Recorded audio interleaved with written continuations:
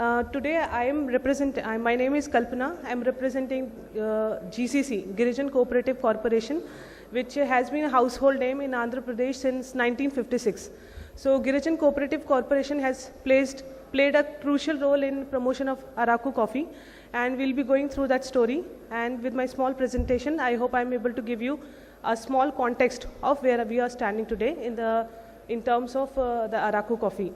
So I'm calling this the Araku story.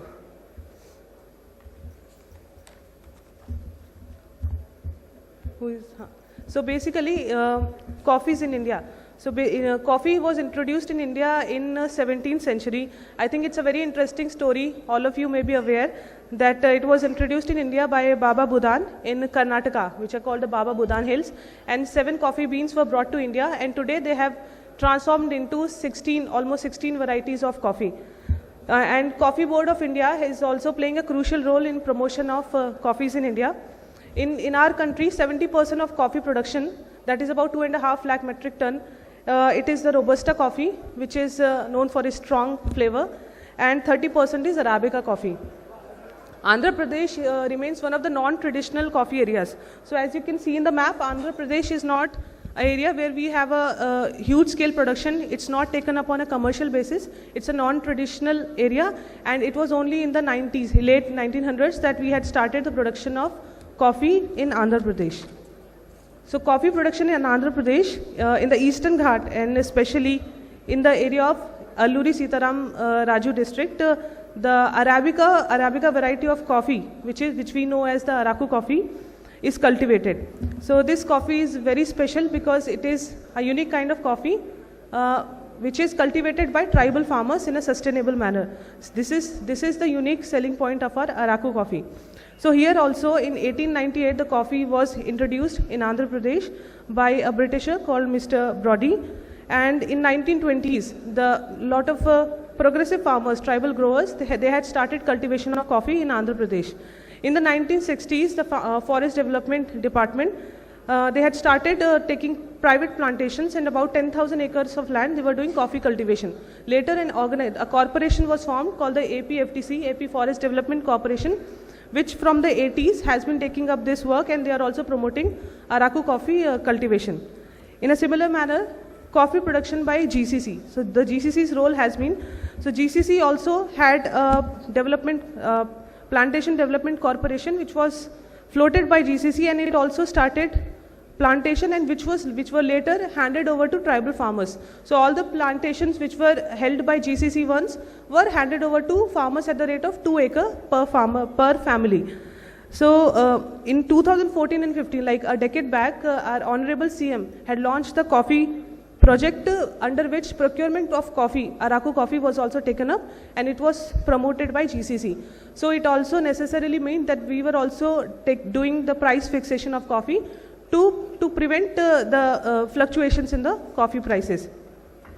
So today the Araku coffee, everyone knows about it, and all the coffee lovers in the entire world know what is Araku coffee, where it is coming from, and everyone knows that it is a unique coffee cultivated by tribal farmers through sustainable organic methods. So we also have a GI tag, that is the GI tag that we have received. It represents the parrots that we also see in that area. So this is the Arabica variety of coffee, and it is particularly grown in that area of ASR districts, and of course also in the neighboring areas, which is now also promoted as the Koraput coffee. So the main varieties are also mentioned here, and this coffee has a special earthy and fruity notes, and it is because there is an acidic soil. It's also a shade plantation. It's unlike other countries like in Vietnam and Brazil, which is on a large scale commercial production of coffee. In India and in Andhra Pradesh. In Andhra Pradesh specifically, this coffee is grown in shade plantation. So currently there are silver oak plantation and also some other trees under which coffee is produced. They are also using pepper also, which is a climber, is also being cultivated in that area, which adds as an additional income to the farmers. So Araku, a tribal coffee brand, which I have been stressing on from the beginning. So today Araku coffee is spread across 2.5 lakh acre of land, and it has, after the early 2000s, The expansion has been very fast, and there are plans from the ITDA, district administration, and the coffee board to further increase it. So in the next few years, there are plans to increase 1 lakh acre of additional land.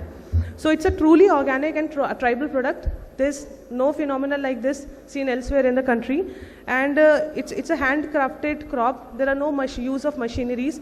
In fact, a lot of farmers are also doing pulping at their homes. So again, these pulpers are also provided by government with the support of coffee board, ITDA, district administration. Similarly, what sets Araku apart is there is a story, there is a tribal story, and everyone, wherever this coffee is reaching, everyone is inspired. They are captivated by the idea that somewhere in some village in India, there are tribal farmers who are handcrafting this coffee, and the taste is reaching me. So this story, it has an emotional connect, and this is also the tribal heritage of our state, which is now very well known to the world. So now it's such a common knowledge that questions are being asked in Kaun Banega Crorepati. So, it's such a common knowledge now that Araku coffee, it's a household name today. Next. So this is a very important thing. Today, the reason we are here, the reason I am standing here representing GCC and promoting Araku coffee is because a lot of stakeholders in the past have worked together. And though there are scope of improvement, but we have come to a very good place.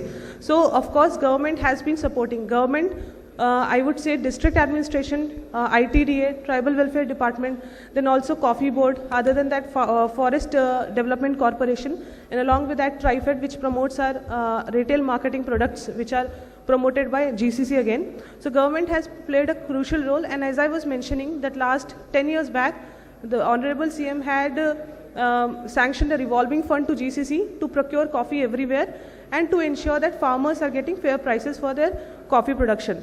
Similarly, the private partners. So this also needs lot of stressing. There are lot of private partners who have worked very hard to promote this brand. So we know of Tata, we know of Nandi Foundation, and we know of many more FPOs which are functioning in that area who have promoted Araku in international markets. So today our coffee is reaching Europe, it is reaching Americas because thanks to the private partners, we have stores in a lot of countries.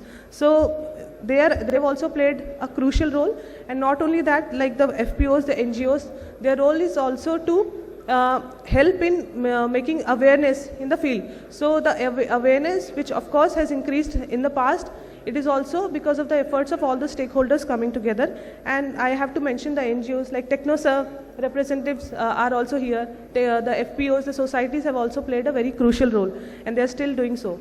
Similarly, there are research institutions which have been there, and again there are traders, retailers, exporters, and finally the consumers. So all the stakeholders, and in the middle the farmers themselves.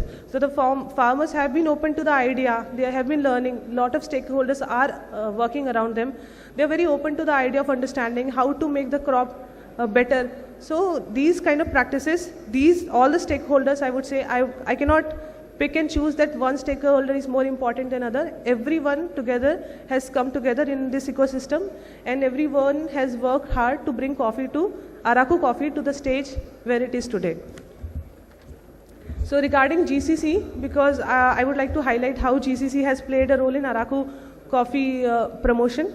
So initially, like I mentioned earlier, plantations were taken up by GCC and they were finally handed over to farmers, and in due course of time, government through different times had also allocated lands to farmers for coffee production. Similarly, Coffee Board providing the seeds, trainings, plantations, everything was taken up.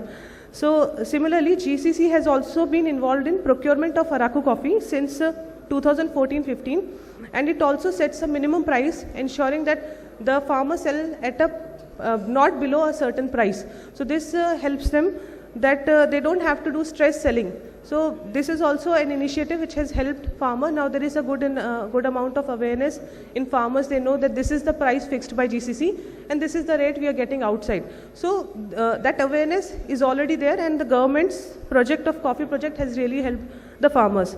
Similarly, with active involvement of other government functionaries and other stakeholders, we have been able to do a lot of other activities, awareness, attending a lot of festivals. So a lot of activities have been taken up. Similarly, GCC also promotes best farming practices by standardization. Like whenever we procure coffee, we have certain set standards, including the moisture content and other standards. Similarly, in 2 mandals of Araku, we have gone for organic certification. And this year will be the first time we'll be selling the certified organic coffee. Though the Araku area itself, it's an organic area, but because of the demand, certain conditions in foreign markets, we do need to get some certification. So this year, this is the first time we'll be going for certified organic coffee export in the country for the first time. It's in the entire country. Similarly, Araku coffee remains one of the flagship products of GCC. Even though we have more than 40 products that we do market through our different channels, but Araku coffee remains one of our most signature products. Similarly, we do have collaboration with private players, non-profit organizations that also bring more credibility to the work that we do. Like I already mentioned, a lot of schemes including credit. So credit support also we provide to the tribal farmers and other farm tool subsidies in collaboration with other departments. Similarly, GCC has also helped Araku gain recognition, especially from the government side. So I will share some of the stories, some of the recent year photographs with all of you, where GCC has played a role in promotion of Araku coffee.